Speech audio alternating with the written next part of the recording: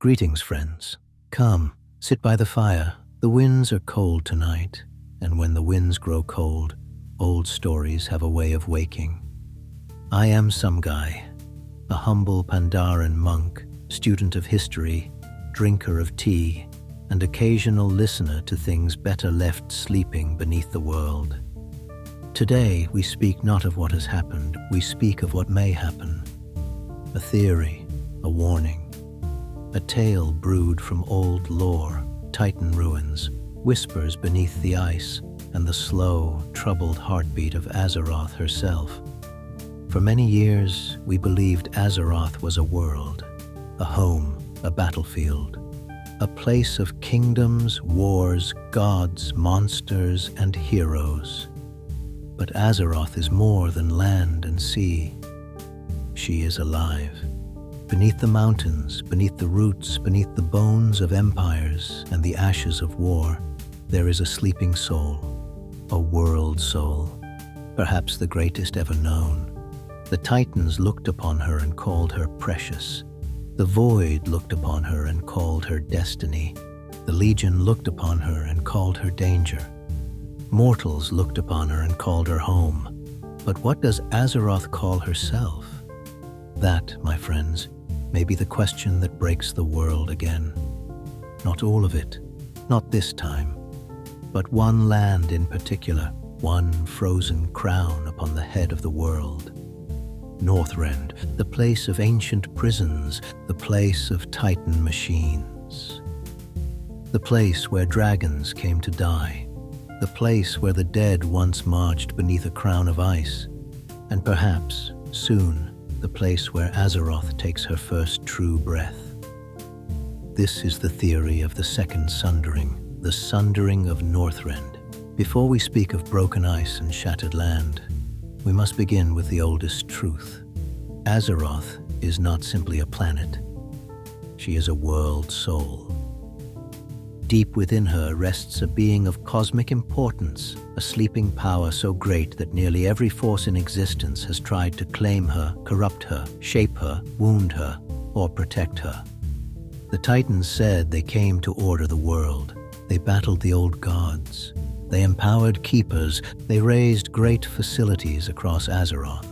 Ulduar, Uldum, the halls of origination, the forge of wills, the engine of Nalaksha, the great machines of the ordered world.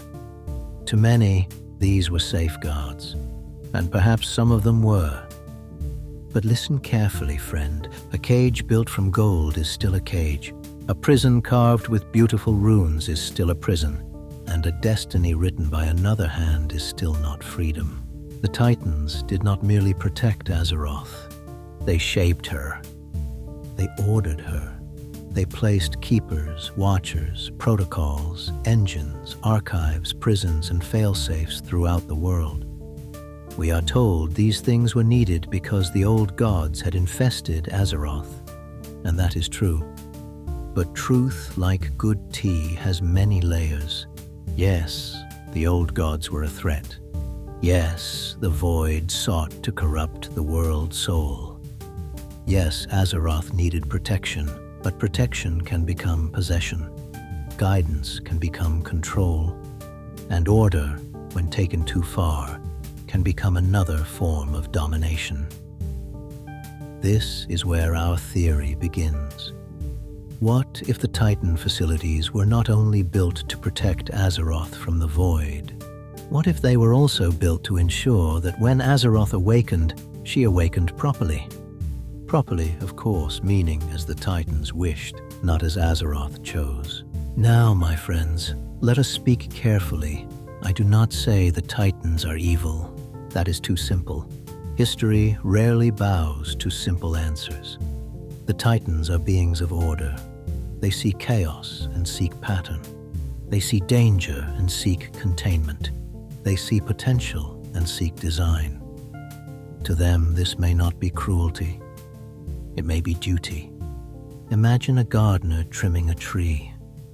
The gardener may believe they are helping the tree grow strong. But what if the tree wishes to grow wild? What if its branches bend toward a sky the gardener cannot understand? Azeroth may have been such a tree, and the Titans may have mistaken pruning for love. Across Azeroth, their machines formed something greater than isolated facilities. A network, a lattice, a world-sized system of control, restraint, and correction. The Keepers watched over it. The Titan Forged maintained it. The archives recorded it.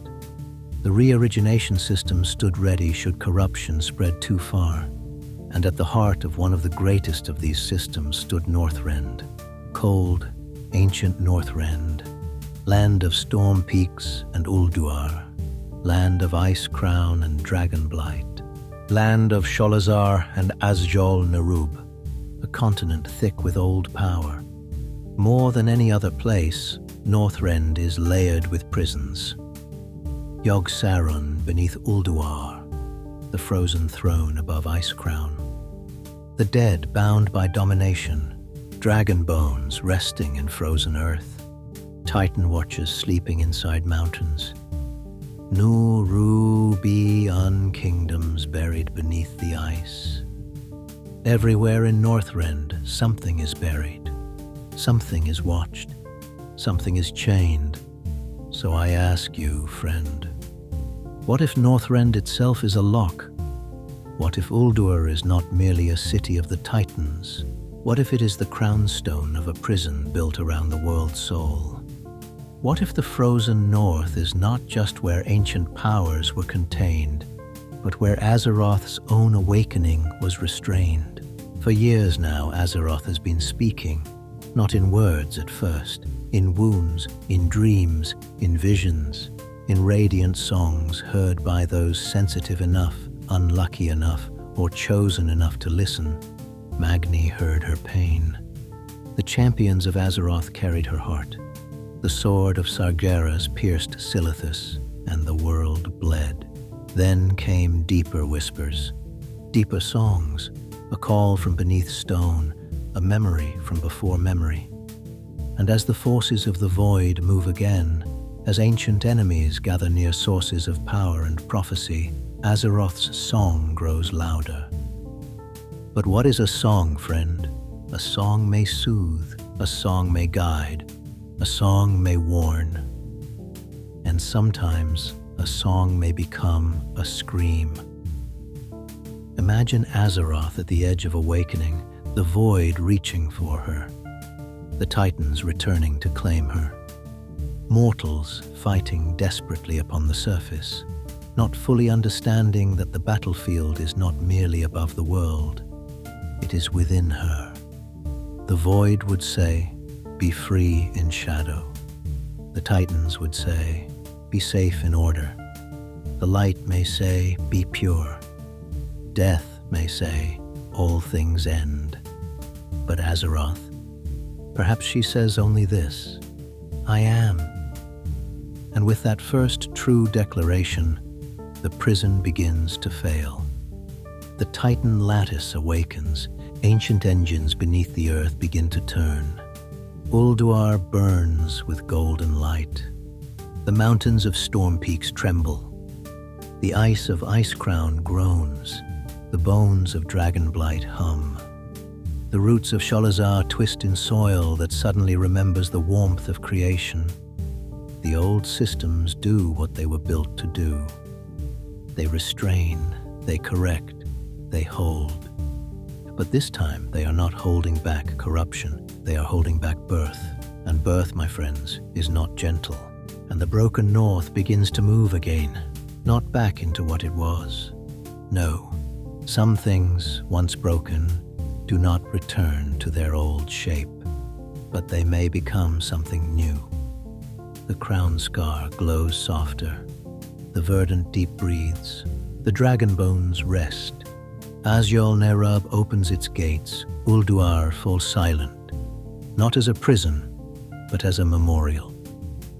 The fragments of Northrend stabilize in the sky and sea, no longer a machine, no longer a crown, but a constellation of wounds and wonders.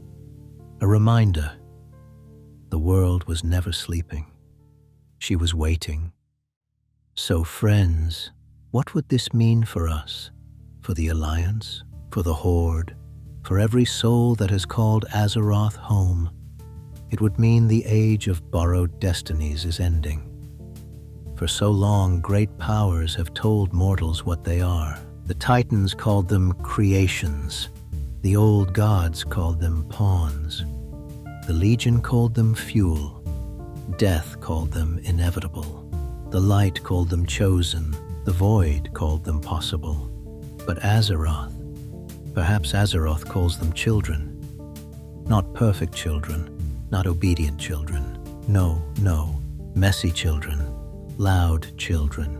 Children who fight too much, drink too much, build too many explosives, and occasionally summon things they absolutely should not summon. But children who choose, children who stand, children who time and again face gods and monsters and say, "This world is not yours." And perhaps that is why Azeroth does not awaken as the Titans intended, because she was shaped not only by cosmic forces, but by us, by every act of courage, every foolish charge, every impossible mercy, every rebellion against fate. If Northren breaks, it will not be the end of the world.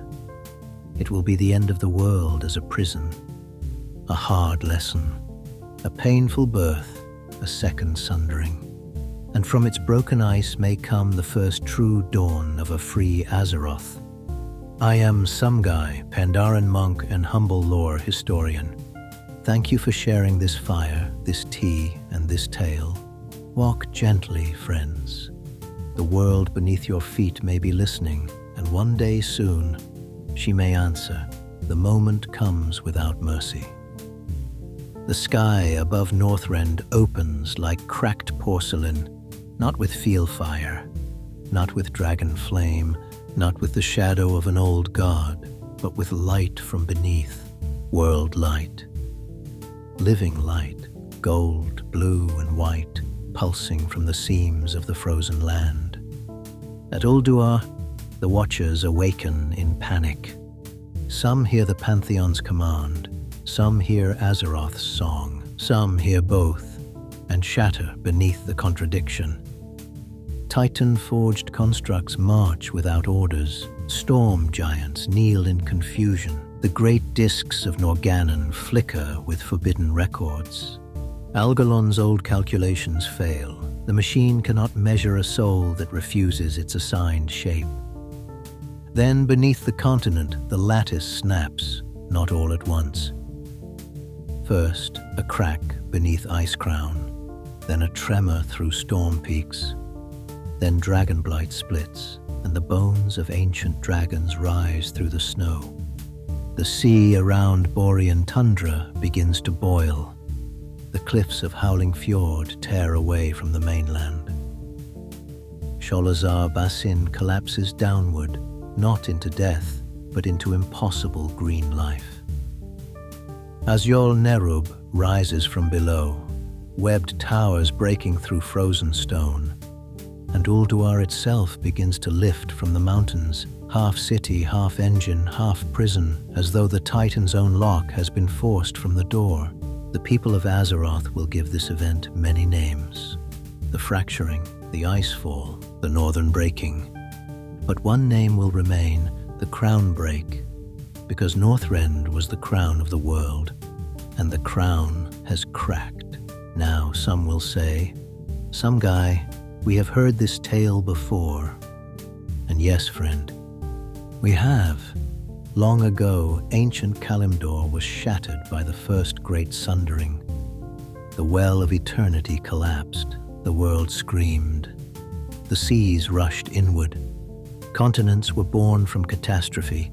The night elves were changed forever. The maelstrom became the scar at the center of the world. That sundering was born from arrogance. Mortals reached too deeply into power they did not understand. The burning legion came. The well collapsed. The world broke. But this new sundering would be different. The first Sundering happened because mortals abused cosmic power. The second Sundering happens because cosmic powers abused Azeroth. This is not the collapse of a magical well. This is the breaking of a lock. This is not a wound from the outside. This is pressure from within. Azeroth does not break because she is dying. She breaks the land because she is waking. And Northren, so full of old chains, old prisons, and old commands, is the first place that can no longer hold. After the crown break, Northren is no longer a single continent. It becomes a ring of shattered land masses around a glowing wound in the world. The seas are filled with drifting ice islands. Some fragments float in the air, suspended by broken Titan gravity engines. Some sink downward into warm caverns lit by world soul fire. Some remain frozen and haunted. Others bloom with strange, impossible life. This is no simple disaster zone. This is a place where every piece of ancient history has been torn open and placed under the sky. Let us walk through it together.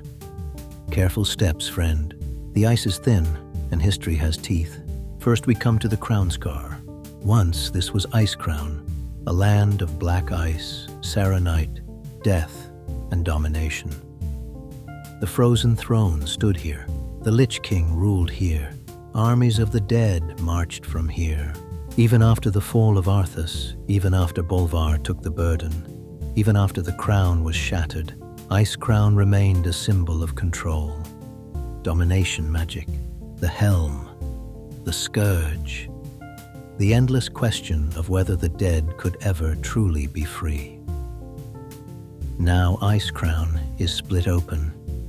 At its center is a vertical wound of blue-gold light. Not holy, not arcane, not death. Something deeper, world light. The scourge remnants wander the broken ice, but they are changed. Some are mindless still. Some are dangerous. Some hear whispers from old masters, but others hear something new. Not a command, not domination. A song. Can the undead hear Azeroth? Can a soul once bound by death be called home by the world that bore it? This is the question of the Crown Scar. The Ebon Blade comes here first, not as conquerors, as wardens, as witnesses. Death Knights, who know better than most what it means to be made into a weapon, stand before the broken throne and see the same pattern everywhere. The Titans shaped the world. The Lich King shaped the dead. The Void seeks to shape the mind. Again and again, power says, I know what you should become. And again, the soul must answer, no. Next, we climb toward the broken storm peaks. There stands Ulduar, but not as we knew it. The city is unsealed. Its lower halls are exposed and its engines burn. Its archives scream with conflicting orders. The keepers are divided. Some remain loyal to the Pantheon. To them, Azeroth's uncontrolled awakening is a threat beyond measure. They say the world soul is too powerful. They say if she wakes without guidance, she may tear reality apart. They say order is mercy. Others hear Azeroth. They begin to doubt. They look upon the mortals of the world and see something the Pantheon never planned for. Choice, defiance, compassion. Failure, yes, but growth. The Titan forged were made with purpose. Mortals were not so easily contained. And perhaps that is why Azeroth loves them. Within Ulduar's deepest chambers, records are found. Not of the old gods, not of the Black Empire, but of Azeroth herself. Possible futures, projected awakenings, corrected timelines, suppressed outcomes. The Titans did not merely watch over Azeroth, they studied what she might become, and when a possible future did not align with their design, they marked it as deviation. deviation, a cold word, friend. A word machines use when they do not understand the beauty of a crooked path. Here, the great conspiracy is revealed. The Titans never wanted Azeroth to awaken as herself. They wanted her to awaken as one of them. The final jewel of the Pantheon. The last great proof that order was destiny. Now we turn to Dragonblight. Once, it was the graveyard of dragons. The place where the great flights came to die. A solemn land of bones, memory, and sacrifice. After the crown break, Dragonblight is no longer still. The bones sing. Ancient dragon remains rise from the snow, not as undead, but as echoes. Memories given shape by world soul energy. The aspects come to this place and find their own history waiting for them. Alexstrasza, who was empowered to protect life. Nosdormu, bound to time and burdened by what must be. Ysera, tied to dream and sacrifice. Kalecgos, voice of magic and uncertain legacy. Rathian and Abyssian, heirs of a flight once broken by whispers. They must ask a question that cuts deeper than any claw. Were the dragonflights empowered to protect Azeroth? Or were they empowered to protect the Titan plan for Azeroth? Perhaps both. That is what makes the wound painful. The Titans did give gifts. They did help defeat horror. They did create guardians. But gifts given with hidden chains are not simple blessings. The dragons must decide whether their oath is to the Pantheon or to the world beneath their wings. And perhaps here, among the bones of their ancestors, they finally choose Azeroth. Not as a Titan project, not as a cosmic prize, as home. Now, friend, breathe in. The air grows warmer. The snow gives way to steam. We descend into what was once Sholazar Basin. A strange place, even before the breaking. A cradle of life in the frozen north. A Titan-shaped garden. An experiment in controlled wilderness. But after the crown break, Sholazar falls into a deep wound in the earth and becomes something new. The verdant deep. Here life grows without permission. Trees rise in hours. Vines wrap around broken Titan pylons. Flowers bloom with light from the world soul. Beasts long thought extinct emerge from warm caverns. Wild gods stir in dreams. The old life engines fail, and Azeroth's own nature rushes through the gaps. It is beautiful, it is terrifying, for life without balance consumes. This is not the ordered life of Freya's gardens. This is not neat, measured, catalogued, and contained. This is primal Azeroth. Life as the world remembers it before shaping hands touch the soil. Druids, shamans, monks, and hunters come here seeking understanding. What is nature when it is no longer arranged by Titans? What does the world grow when no one tells it what shape to take? The answer is not gentle, but it is honest. Beneath Northren there was always another world. Azjol Nerub, the kingdom of the Nerubians. Ancient, proud, and wounded. They fought the Scourge. They suffered under the shadow of Yogg-Saron. They endured beneath the ice while surface empires rose and fell. When the crown break tears open the north, parts of Azjol Nerub rise into the open air. Great webbed towers pierce the sky. Underground cities hang from broken cliffs. Chasms reveal bridges of silk and stone. The Nerubians are no longer hidden, but they are not united. Some see the breaking as liberation. Some see it as judgment. Some fear the return of old god whispers. Some turn toward the void willingly, believing the breaking of Titan chains proves the void was always right. Others seek alliance with mortals, not because they trust us, No, no. Trust is tea brewed slowly. They seek alliance because they understand something we are only beginning to learn. Every people of Azeroth has been used. By titans, by old gods, by the Legion, by death, by light, by kings, by war chiefs, by crowns, by prophecies. The Nerubians ask a sharp question. If the Titans built prisons for monsters, how long before they built prisons for everyone else? And beneath that question, something old laughs. Maybe Yogg-Saron. Maybe only memory. Sometimes, friend, memory is monster enough. In the aftermath, the Alliance and Horde do what they always do. They arrive. They build. They argue. They prepare for war while insisting they seek peace. Ah, mortals, so predictable, so lovable. Two great hubs are formed upon fragments of the broken north. Not capitals exactly, not fortresses only. They are footholds. Lanterns in the storm. The first is Dawn Bastion Anchorage. Built by the Alliance upon a stabilized fragment of old Dragonblight and Borean stone.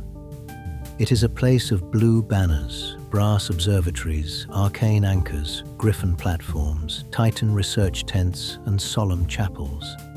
The Kirin Tor study the broken ley lines. The Explorers League catalogues titan relics with great enthusiasm and only moderate explosions. The Draenei look upon the Pantheon's works with reverence, but also unease. The humans fortify the walls. The Night Elves listen to the wounded land.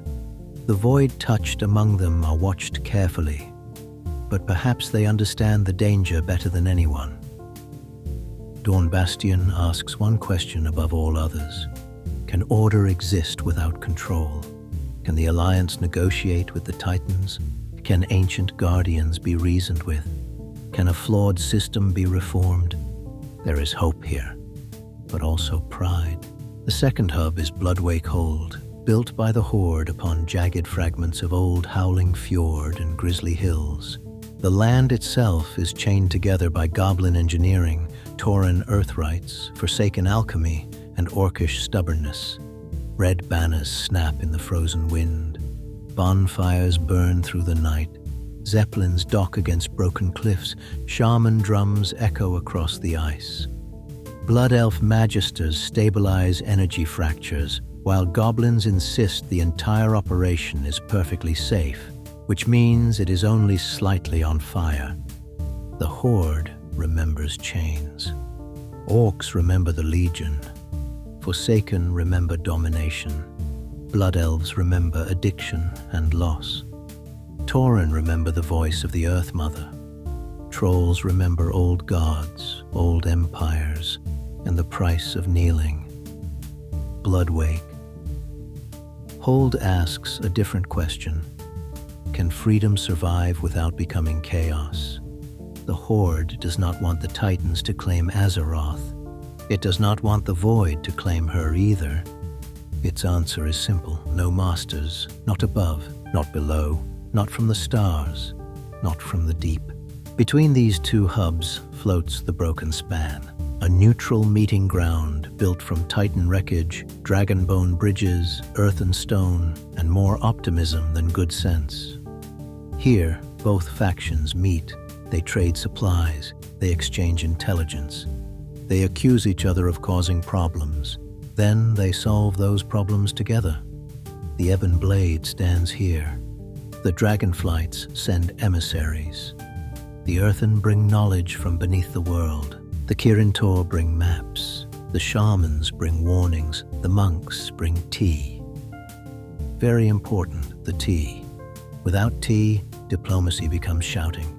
With tea, it becomes quieter shouting. Progress, friend, progress. As the broken north settles into its new shape, the true conflict becomes clear. This is not merely a war against one villain. It is a struggle between visions of Azeroth's future. The first vision belongs to the Pantheon. They say Azeroth must be ordered. They say the world soul is too important to awaken freely. They say the void nearly claimed her. They say Sargeras wounded her. They say mortals have failed again and again to protect the world. And they are not entirely wrong. That is what makes them dangerous. A villain who lies is easier to resist. A guardian who tells half the truth is much harder. The Pantheon offers safety, but the price is obedience. The second vision belongs to the void and those who still whisper in its name.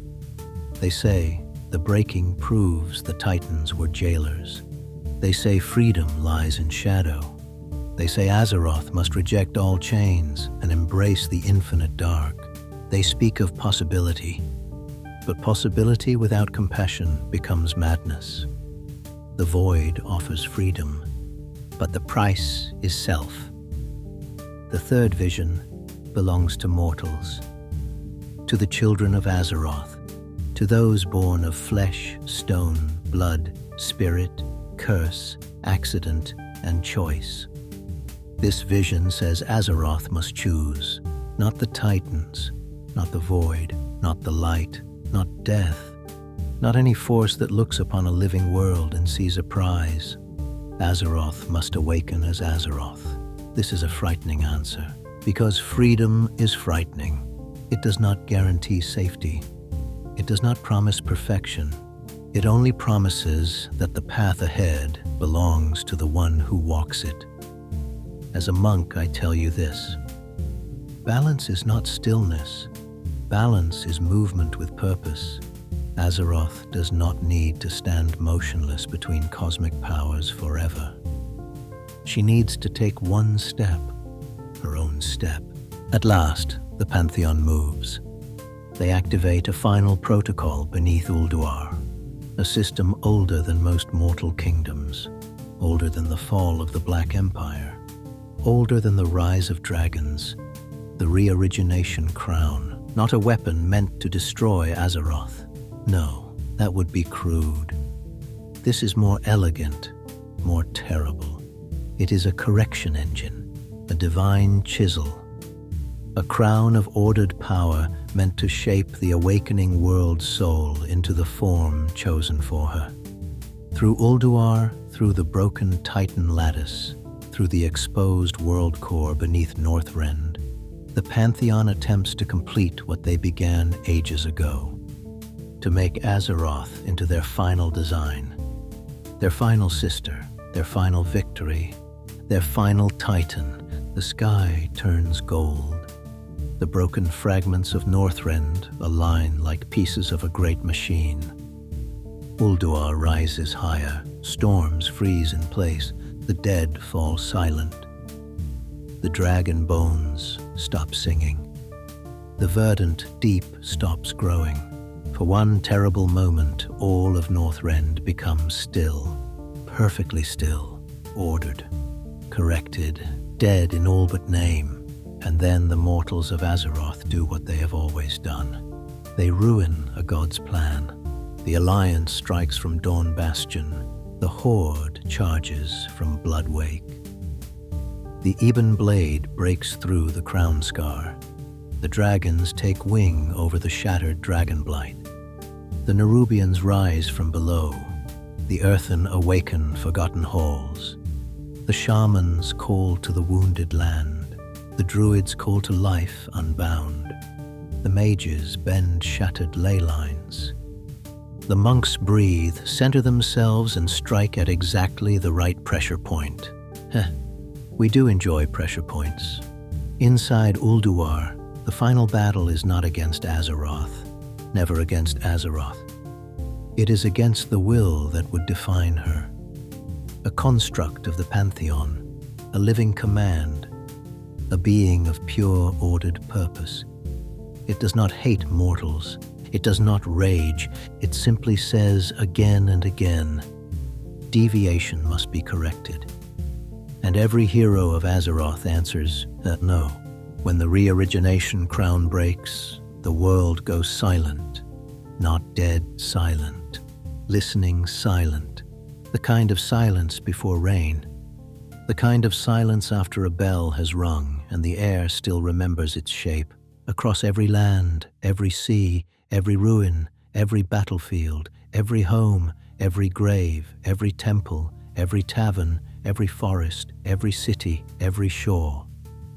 Azeroth speaks, not through Magni, not through visions, not through dreams, not through borrowed voices, herself, and every mortal hears her, orc and human, tauren and dwarf, night elf and blood elf, forsaken and Draenei, troll and gnome, Pandaren and worgen, goblin and vulpera, earthen and dragon, living and dead, all hear the voice of the world, and she says, I am not your final titan.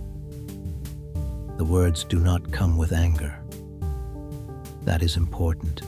They come with sorrow, with gratitude, with resolve. She remembers the Titan's protection. She remembers their chains. She remembers the void's whispers. She remembers mortal courage. She remembers every wound, every prayer, every war, every hand laid upon the earth in hope. Then she says, I am Azeroth, and the broken north begins to move again, not back into what it was.